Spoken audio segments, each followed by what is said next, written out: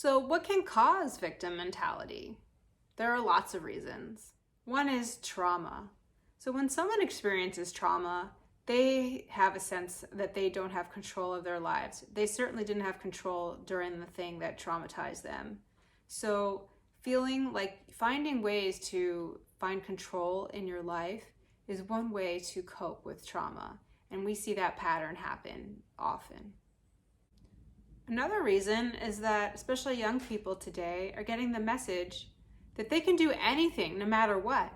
And then when they aren't able to achieve those things without the effort or the talent, then they will often feel as though they're a victim because they've been given these false promises.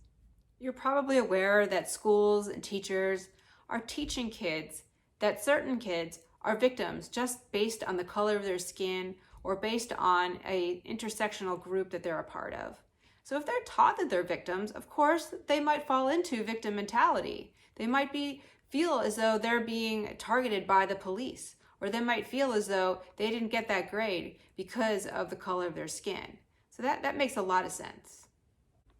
Then there's the concept of secondary gain. If you haven't heard of that, what that means is somebody gets out of something by doing a maladaptive behavior, they do get something positive out of it, such as attention, or maybe getting out of a test, or not getting in trouble. So if someone is getting sort of rewarded for being in a victim status, then that might carry on this victim mentality.